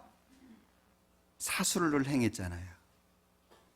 이 얼마나 악한 마음입니까? 이 발람 욕할 거 없어요. 그게 내 마음이니까. 우리는요, 내 마음, 나라고 하는 존재를 종이라고 생각하고요, 무섭게 대해야 됩니다. 내유외강이라는 게 뭐예요? 네? 내유외강. 겉으로 강하잖아요. 속은 부드럽고 겉으로는 강하고. 네? 그런 얘기 사람들 많이 하잖아요. 몸은요, 단련시켜야 되는 거예요. 훈련시켜야 되는 거예요. 요즘에 간헐적 단식을 많이 하시더라고요. 응? 이렇게 몸 관리한다고 간헐적 단식을 많이 하는데 그 간헐적 단식이 좋대요. 응? 저는 뭐 안 해봐서 잘 모르겠는데 그 학회에 보고된 거를 보면은요, 이게 백색 지방이라고 남는 그 에너지를 모으잖아요. 근데 간헐적 단식을 하면 이 백색 지방이 갈색 지방으로 바뀐대요. 좋은 것으로. 그래서 몸이 이렇게 먹는 거하고 쉬는 거하고 이게 충분히 잘 조절이 되면 이 건강에 좋다라고 이렇게 발표된 것들이 있더라고요. 그걸 얘기를 들으면서 그냥 하루 세 끼 꼬박 먹는 게 별로 안 좋구나. 몸은, 이 몸이라고 하는 것은 우리의 속된 말로 우리 몸땡이, 이 몸을 너무 잘 대해주면 안 되는구나. 그러니까 몸은 그냥 혹사시켜야 돼요. 차 탈 것도 걷고, 그죠? 좀 먹고 싶은 것도 잘라서 못 먹게 하고, 이놈 뭘 다 먹어, 그만 먹어 뭐 이러든지. 이 몸을 상전처럼 모시면 안 된다는 거잖아요. 신앙적으로도 마찬가지예요. 신앙적으로도 이게 우리가 원하는 거 있잖아요. 그거 다 하려고 하면 안 돼요. 하나님이 하지 마. 그럼 안 해야 돼요. 자, 세 번째가 뭐냐면은요. 이 말씀드렸죠. 모압 여자들하고 음행을 시작했다고. 그 사이에 뭐가 있습니까? 발람의 잘못된 가르침이 있는 거예요. 그러면 결국에 이 발람이 망한 이유를 한 가지로 꼽으라고 한다면 뭐죠? 그게 유다서 1장 11절이에요. 삭슬 위하여 발람의 어그러진 길로 몰려갔다. 삭슬 위하여, 이 재물이라는 거예요. 여러분들 재물 관리 잘해야 됩니다. 뭐 집 팔아가지고 갖다 바치란 얘기 아니에요. 다음 주부터 그냥 한 보따리씩 그냥 봉투에 담아와가지고 헌금하라는 얘기 아닙니다. 재물 관리를 잘해라 그 얘기예요. 귀한데 써야 될 때 쓰고 쓰지 않아야 될 땐 아껴야 돼요. 지금요 여러분들 스마트폰 쓴다고요. 예전에 없었던 들어가는 돈들이 많아졌죠. 자동차 없었을 때는요 관리비도 없었어요. 근데 지금은요 얼마나 많이 들어갑니까? 우리 육체가 필요한 것으로 인해서 쓰여지는 돈들이 너무 많아졌어요. 그러니까 돈은 많이 버는데 먹고 살 게 없대요. 왜 그래요? 그 구멍이 뚫린 거예요. 응? 여기저기 구멍이 뚫린 거예요. 그래서 우리 자매님들은요,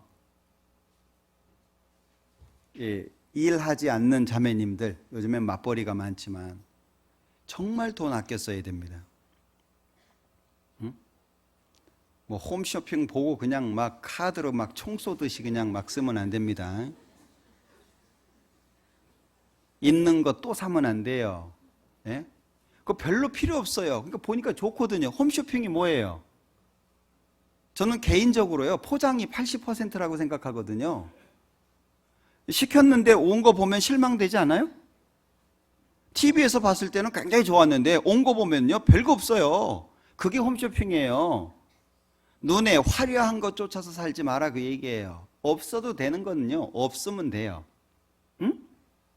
있는데 굳이 그거 뭐 좋아 보인다고 또 사고 또 사고 그러면은요 이 살림 잘 못합니다.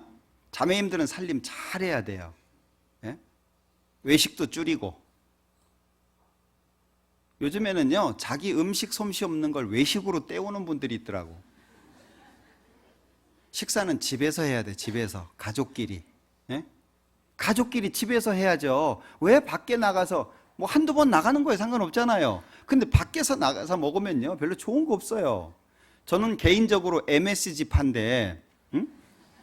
개인적으로 그래서 뭐 간이 안 맞으면 라면 스프 넣어라. 그럼 맛있어지니까 이렇게 생각하는 사람 중에 하나지만 가정이 좋아져야 돼요. 가정이 좋아지려면 어떻게 해야 돼요? 계속 만나야 돼요. 언제? 밥 먹을 때. 그래서 식구라 그래요. 식구식이 뭐예요? 밥 먹는 거잖아요. 구는 입이고 밥을 먹어야 식구예요. 외식하면은요 이 덜 식구 돼요. 덜 식구.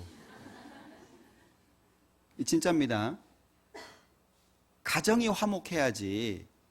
두 사람이 서로 음식 만들고 함께하는 시간 속에서 같이 대화도 나누고 집에서 바깥에서 하지 말고 분위기 찾지 말고요. 분위기 찾다가 망해요. 우리 청년들도 보면은요 밖에서 막 그냥 하나씩 다 들고 와. 네? 어떤 분은 여기 카페에 있는데도 밖에서 들고 온다니까. 왜요? 밖에 게 더 맛있거든. 그 폼도 나고 들고 오면서 또 여기저기 또 이렇게 현대인의 자세도 좀 나오고. 그러지 마요. 그거 안 먹어도 살아요. 우리 밥 먹고 나면 꼭 커피 한 잔씩 해야 돼요? 그거 안 해도 돼요. 너무 없어도 될 것에 마음 뺏기지 마라. 재물 관리를 진짜 잘해야 됩니다. 요즘은 뭐 그런 사람은 없겠죠. 뭐 구멍 뚫어진 거 꿰매서 씻는 뭐 이런 사람은 없겠지만 그런 마음으로 우리가 살아야 돼요. 왜 그러냐면 아간이 왜 망했습니까? 아간. 여리고성 망할 때 아간이 그 안에서 한 일 있죠. 네? 물질 때문에 망한 사람이에요. 엘리사의 사환 게하시가 왜 망했습니까? 물질 때문에 망한 거예요. 그러니까 욕심이라고 하는 것이 들어오잖아요. 그럼 망해요. 성경에서는요 물질이라고 하는 것에 마음 뺏기면 망한다고 돼 있어요. 그래서 불의한 재물에 충성치 아니하면 신앙인이 될 수 없다고 경고하고 있어요. 왜? 물질이 더 크거든요. 여러분들 솔직히 하나님이 더 커요? 물질이 더 커요? 말은 하나님이라고 해야죠. 근데 솔직히 하나님이면 감사한데 누가복음 16장 보죠.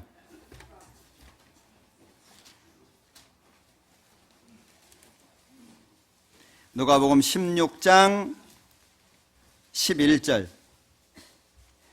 너희가 만일 불의한 재물에 충성치 아니하면 누가 참된 것으로 너희에게 맡기겠느냐. 은행 직원이 자기가 받는 월급 외에 자기가 만지는 돈을 자기 거라고 생각하면 어떻게 할 거예요? 그러면 그 은행에서 계속 일할 수 있습니까? 일 못합니다. 그 작은 얼마를 위해서 자기가 만지는 돈을 충성스럽게 관리해야 될 거 아니에요. 자, 재물은 겸하여 섬길 수 없다고 말씀합니다. 마음이 재물에 뺏겨 있는 사람은 결코 하나님 섬길 수 없다고 얘기합니다. 여러분들 이 세상을 행복하게 살고 싶으십니까? 그러면 놓으세요. 제가 연세 드시고 병이 들고 삶이 얼마 안 남으신 분들에게는 꼭 그 얘기 드려요. 놓고 가세요. 다 놓으세요. 그래야 편해요. 놓으시라고, 붙잡지 말고 놓고 가시라고. 사람이 왜 불행해집니까? 자꾸 붙잡으니까 그런 거예요. 붙잡으니까 되지도 않는 걸 붙잡아요. 붙잡는다고 될 일이 아니거든요. 놓으세요. 하나님 뭐라 그래요? 무엇을 먹을까, 무엇을 입을까, 무엇을 마실까 염려하지 마라. 이건 이방인들, 하나님 모르는 사람들이 그렇게 하는 거니까 너희에게 있어야 할 줄 내가 안다. 하나님이 아셔요. 그러면 무엇을 먹을까, 마실까, 입을까 이건 하나님이 책임져 주시겠다는 거예요. 아, 그럼 뭐 우리 아무것도 안 해도 되겠네. 그게 아니고요. 그리스도인에게는 두 가지의 의무가 있어요. 크게. 첫 번째가 정직, 두 번째가 성실입니다.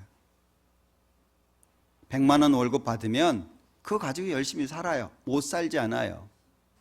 요즘에 왜 어렵습니까? 집 대출 받아가지고 대출이 절반이 넘어. 그거 갚느라고 헉헉대요. 응? 엉뚱한데 돈 다 써버린 거예요. 그러니까 힘든 거예요. 좀 놔요. 지하 단칸방에 살면 어때요? 천국 갈 사람이. 예? 옛날 말로 학고방에 살면 어때요? 오래간만에 듣죠? 천국 갈 사람이. 그거 창피해요? 우리는 하나님 믿고 정직하게 성실하게 살면 돼요. 그런데 놀라운 것은 정직하게 성실하게 살면 하나님이 죽도록 놔두지 않아요. 저는 그걸 믿습니다. 제 삶 속에 경험도 했고. 우리는 정직하게 성실하게 사는 거예요. 나머지는 하나님 도와주고, 그리고 세상에 물질이라고 하는 거 마음속에서 놔요 좀. 예? 요즘에 맞벌이 하는 거 보면은요, 좀 더 여유 있게 살려고 하잖아요. 못 살아서 맞벌이 해요? 좀 더 여유 있게 살려고 맞벌이 해요? 돈을 벌어야 되는 자매님들도 있어요. 뭐 남편이 없다든지 아니면 가정적으로 많이 어렵다든지 이런 경우엔 괜찮아요. 당연히 일해야죠. 가족의 일원으로서 도와야 되니까. 그런데 우리 아이 학원 좀 좋은 데 보내려고. 학원 좋은 데 보내면 학원 선생님만 잘 살아요. 우리의 성적 안 올라가요. 응? 차라리 그 시간에 아이하고 대화를 해요. 응? 차라리 그 시간에 학원 보내지 말고. 학원 간다고 아이 성적 올라가는 거 아닙니다.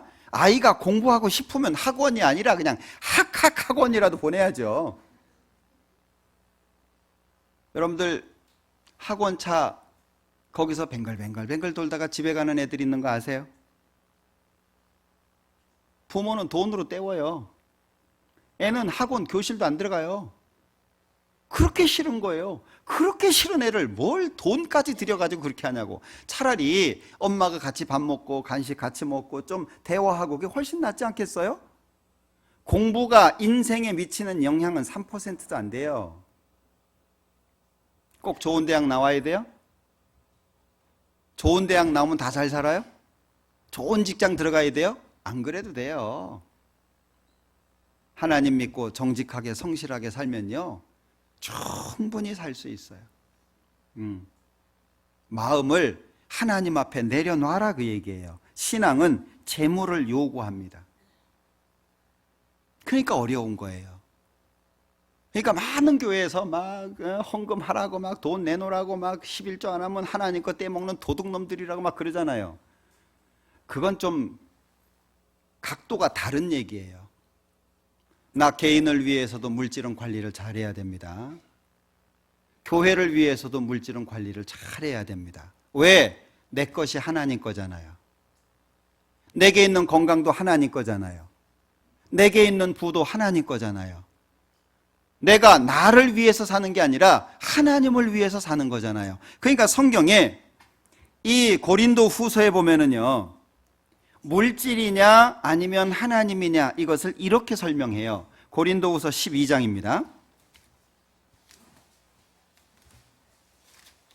고린도후서 12장 14절. 보라, 이제 세 번째 너희에게 가기를 예비하였으나 너희에게 폐를 끼치지 아니하리라. 나의 구하는 것은 너희의 재물이 아니요 오직 너희니라. 어린아이가 부모를 위하여 재물을 저축하는 것이 아니요 이에 부모가 어린아이를 위하여 하느니라. 내가 너희 영혼을 위하여 크게 기뻐함으로 재물을 허비하고 또 내 자신까지 허비하리니 너희를 더욱 사랑할수록 나는 덜 사랑받겠느냐? 여기에서요, 너희 영혼을 위하여 크게 기뻐함으로 재물을 허비하고, 그럼 재물은 어디에 허비해야 된다는 거예요? 영혼과 관련된 일에 허비해야 된다는 거예요. 육신적인 일이 아니고. 자기 육신을 위해서는요 얼마나 잘하는데 영혼을 위해서는요 얼마나 인색한지 몰라요. 네? 그럼 하나님이 내가 내 삶을 염려하는 것처럼 염려해 주시겠어요? 좀 내려놔요. 물질에 대해서도 좀 내려놓고 건강에 대해서도 좀 내려놓고. 예? 이 세상 100년 200년 살 거 아니에요. 너무 육신적인 것에 마음 뺏겨가지고요 실제 내가 살아야 될 걸 제대로 못 산다고. 그러니까 불행한 거예요. 우리 지금 충분히 행복하게 살 수 있잖아요. 지금 정도만 해도 웃으면서 행복하게 살 수 있잖아요. 뭐가 더 필요해요? 수천만 원, 수억 원의 돈이 더 필요해요? 지금 정도만 해도 충분히 행복할 수 있잖아요. 뭘 더 원해요? 우리 아이 서울대학 못 가서 불편해요? 얼마나 그 아이가 있음으로 인해서 행복하잖아요. 예? 저는 가끔 저희 아이들 이제 올라오는데 뭐 성적 같은 거 안 물어봐요. 뭐 이미 포기해서 그런 게 아닙니다. 예. 그 아이가 있음으로 인해서 그것만으로도 좋잖아요. 예?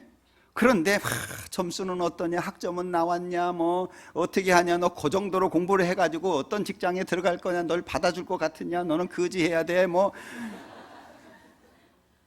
그 시간에 행복할 수 있는 시간에 예? 건강하면 됐잖아요. 건강하지 못해서 아픈 사람들이 얼마나 많은데 그 정도면 됐잖아요. 꼭 서울대 가야 돼요? 꼭 인서울 해야 돼요? 그럴 필요 없잖아요. 우리가 하나님 바라보고 사는 것이지 세상적인 거 바라보고 사는 거 아니잖아요. 이제 좀 내려놔요. 미운 사람도 좀 내려놓고 원망스러운 사람도 좀 내려놓고 자녀를 바라보는 것도 사랑으로 좀 바라보고. 서울대학도 못 가니 그렇게 키웠는데 그냥 그러지 말고요. 돈 너무 벌려고 하지 마요. 우리 하나님이 더 필요합니다. 하나님이 내 마음속에 견고한 성이 돼야지 재물이 견고한 성이 되면 안 되잖아요. 우리는 하나님을 믿고 천국 갈 사람입니다. 이 땅에 사는 동안 정직하게 성실하게 사는 건 틀림없습니다. 그러나 결과에 매이지 마라, 그 얘기예요. 우리 자매님들도 남편 월급 가지고 너무 이러지 마요. 막 쥐꼬리 같은 거 갖고 와가지고 막 위세 떤다고 이러지 말고 감사함으로 받아요. 감사하다고 고맙다고. 100만 원 가지고 오면 90만 원보다 많으니까 좋다고 그래요. 남자가 돼가지고 200도 못 벌고 이러지 말고 감사하세요. 그리고 가족을 위해서 애쓰고 있는 그 모습이 좋잖아요. 충분히 사랑할 수 있는 시간입니다. 성경에서 재물은요, 디모데전서 6장에 보면 정함이 없는 재물이라고 표현하고 있어요. 정함이 없어요. 내 주머니에 있다고 내 거 아니에요. 어디로 갈지 몰라요. 잠언에 보면 독수리가 날개 내서 날아가듯이 날아갈 거라고 말씀하고 있어요. 돈에 마음 뺏기지 마십시오. 누가복음 16장에서는 불의의 재물이라고 표현하고 있어요. 하나님 건데 하나님 것대로 못 쓰잖아요. 하나님 건데 자기 거라고 생각하잖아요. 불의의 재물입니다. 시편 17편에서는 주의 재물이라 그랬어요. 하나님 거예요. 하나님께서 나에게 맡기셨다고 생각하고 충분히 심사숙고하고 사셔야 됩니다. 꼭 써야 될 때, 필요한데, 필요하지 않은 것은요, 쓰지 않아야 돼요. 우리는요, 검소하게 살아야 됩니다. 하나님의 계획과 상관없이 사는 게 죄예요. 그래서 마지막으로 좀 권해드린다면, 우리 의인, 하나님 믿는 사람의 삶은 흑암에서 빛이 나는 겁니다. 어두울 때 빛이 나는 샛별처럼 흑암에서 빛이 나는 거예요. 어려운 걸 힘들어하지 마세요. 이 세상에서 힘든 거, 그거 너무 고통스러워하지 마요. 받아들여요. 죽음이라고 하는 것까지 하나님이 오라고 그러면 가는 거지, 하나님이 오라고 하는데 내가 가기 싫다고 안 가요? 내려놔요. 그 얼마나 편안한데요. 아파요? 아프구나 하면 덜 아파요. 아파 죽겠네 그러면은 더 아파요. 어떤 분이 그러더라고요. 목사님은 아파보지 않아서 젊어서 그래요 이러더라고요. 저는요 30년 이상을 허리 아픈 것 때문에 고생하고 있어요. 밤에 한 3번은 깹니다. 24시간 통증이 있어요. 더 크고 적고 그 차이뿐이지. 그래서 지금은요 통증은 친구예요. 그러면 덜 아파요. 어떤 때는 걸으면도 잘 안 걸어지는 때도 있어요. 어떤 때는 나도 모르게 가다가 주저앉는 때도 있어요. 괜찮아요. 주님 오시면 되잖아요. 이 몸 언제까지 쓰면 돼요? 아니, 주님 오신 이후까지도 팔팔할 필요 없어요. 주님 오실 때까지만 살면 돼요. 너무 뺏기지 마라 그 얘기예요. 더 중요한 게 있잖아요. 너희는 먼저 그의 나라와 그의 의를 구하라. 그리하면 이 모든 것을 너희에게 더하시리라. 우리의 삶은 어둠 속에서 빛나는 삶이에요. 고난 속에서 빛나는 거고, 어떤 아픔과 슬픔 속에서 빛나는 게 믿음이고 신앙인 거예요. 내가 원하는 게 다 이루어져 가지고 빛나는 게 아니에요. 시편 112장 몇 군데만 찾아보죠. 자, 시편 112장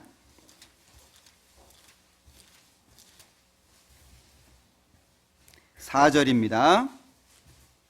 112장 4절. 정직한 자에게는 흑암 중에 빛이 일어나나니 그는 어질고 자비하고 의로운 자로다. 이사야서 50장입니다.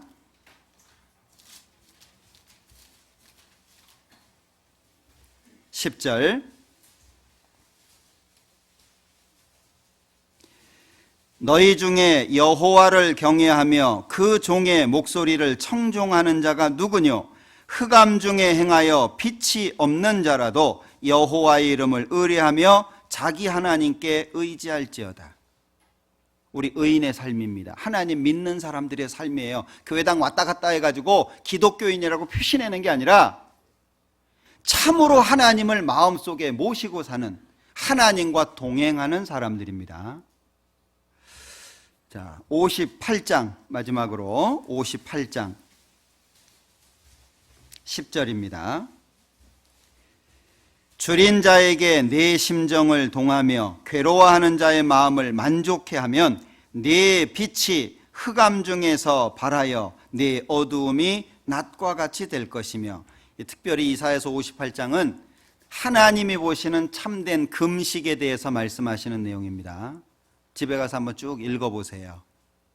참된 금식에 대해서 말씀하시면서 진짜 금식이 뭐냐? 6절부터 하나님이 원하는 금식은 이런 거다 쭉 말씀하시는 중에 10절, 줄인 자에게 내 심정을 동하며 괴로워하는 자의 마음을 만족해 하면, 같이 읽죠. 네 빛이 흑암 중에서 발하여 네 어두움이 낮과 같이 될 것이며. 하나님의 약속이잖아요. 하나님이 없는 사람들은 어두움 속으로 들어갑니다. 심한 흑암 속으로 들어갑니다. 그러나 의인은 흑암 중에 있더라도 빛 가운데 나오는 거예요. 어두움 속에서 더 빛나게 되는 겁니다. 그래서 그리스도인들은 하나님으로 힘을 삼고 삽니다. 내 힘과 내 능력이 아닙니다. 하나님만으로 위로받고 하나님만으로 기쁨을 삼는 사람들입니다. 그게 바로 납니다. 그죠? 우리 정체성이잖아요. 내가 누구냐? 하나님만으로 힘을 삼고 하나님만으로 위로받고 하나님만으로 기쁨을 삼는 사람, 그게 바로 나잖아요. 우리 그렇게 사는 거예요. 그리스도인의 삶입니다. 하나님이 기뻐하시는 우리 모두가 그런 삶을 살면 좋겠어요. 기도하겠습니다. 우리를 사랑하시는 자비로우신 주님, 참으로 감사합니다. 우리에게 귀한 말씀 주셔서 늘 교훈받게 하시고 무뎌진 우리의 마음을 말씀으로 또 각성시켜 주시고 일깨워 주시니 참으로 감사합니다.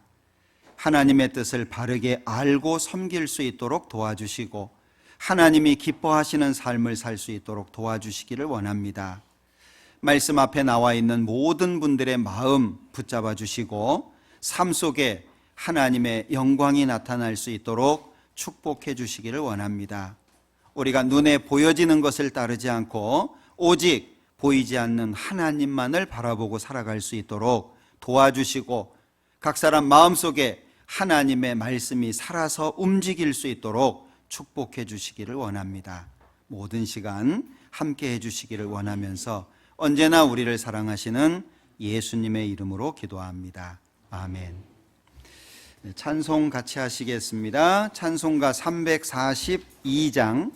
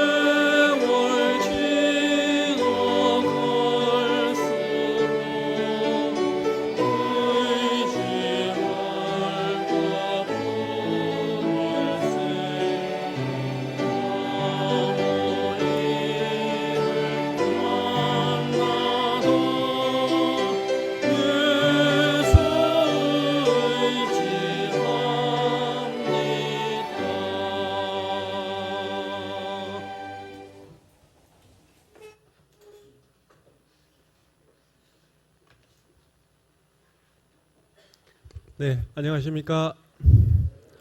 양쪽 옆으로 앞뒤로 인사하시겠습니다. 네, 안녕하십니까. 오늘 소식지를 한번 펴주셨으면 감사하겠습니다. 우리 4월 대전도 집회가 다가오고 있습니다. 4월 1일부터 있기 때문에 딱 2주가 남았습니다. 우리 형제자매님들 이번 화순교회 배영기 목사님을 모시고 하시는 우리 대전도 집회 1월 대전도 집회 때와 마찬가지로 많은 분들을 모실 수 있도록 좀 더 열심히 우리가 최선을 다해야 될 것 같습니다. 그리고 기도 모임은 교국에서 교구장님과 교제하셔서 재량으로 이렇게 기도 모임을 실시하시기 바랍니다. 예전처럼 우리가 교회에서 강제로 이렇게 주일에 기도 모임을 하지 않으니까요. 교구장님들하고 함께 교제하셔서 교구별로 재량으로 이렇게 기도 모임을 하셨으면 감사하겠습니다. 담임 목사님 이번 주간 내일부터 목포 지역에서 말씀을 증거하십니다. 목포 지역에 또 연고가 있으신 분들은 전도의 기도 삼아 주셨으면 감사하겠습니다. 담임 목사님을 위해서도 기도를 부탁을 드립니다. 건축헌금을 계속해서 우리가 안내를 드리고 있는데요. 올해도 이제 건축헌금 우리 부채 해소를 위해서 1년간 건축헌금을 작정을 하고 있습니다. 구역 모임 때 이렇게 작정을 하고 있으니까요. 구역 모임 때 하시든지 아니면 뒤에 우리 안내하시는 분들에게 문의하시면 건축헌금 작정 용지가 있습니다. 그렇게 하셔서 헌금함에 넣어주시면 감사하겠습니다. 오늘 교재는 제자교육부 1강 구원의 확신에 대한 1강부터 다시 시작하니까요. 제자교육부 수료하지 않으신 형제자매님들은 제자교육부에 등록하셔서 함께 하셨으면 감사하겠습니다. 여러분들께서 아시다시피 올해 들어서 어르신들이 많이 소천하고 계십니다. 6일자 자매님까지 해서 벌써 7번째 이렇게 하나님 앞에 이렇게 소천하셨는데요. 오늘 6일자 자매님 남편이 나오셨나 모르겠습니다. 나오셔서 교회 앞에 감사 인사를 하시고자 나오신 것 같습니다. 큰 따님과 같이 앞에 나오셔서 인사하시죠. 작은 따님이랑 사이까지 다 나오셨네요. 큰 따님은 호주에서 유학 중인 걸로 알고 있고 작은 따님은 항공사의 승무원으로 계시는 걸로 알고 있습니다. 그래서 교회 아마 6교구 외에는 회장단 외에는 잘 모르실 거예요. 그래서 6일자 자매님 이번에 소천하셨는데 교회 앞에 인사하시러 나왔습니다. 남편 되시는 분은 잠깐 이쪽 마이크로 오셔서 말씀을 하시죠. 네, 감사합니다. 이거 생전 처음으로 교회에 나왔는데요. 뭐 떨리기도 하고 그리고 저희 사랑하는 6일자 집사람이 이렇게 소천을 했는데 서울 강서 교회에서 이렇게 참 진짜 진심으로 이렇게 도와주시고 기도해 주셔서 진짜 제 자신이 가슴이 엄청 가벼워졌습니다. 그리고 이 교회가 이렇게 서로가 이게 돕고 마음적으로 이렇게 위해 주는구나 하는 것을 진심으로 느끼게 됐습니다. 감사의 말씀을 드립니다. 감사합니다.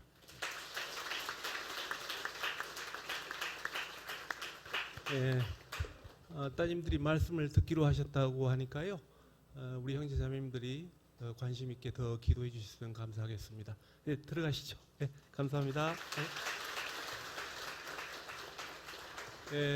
점심 식사 이후에 또 자유롭게 교제하시기 바랍니다. 감사합니다.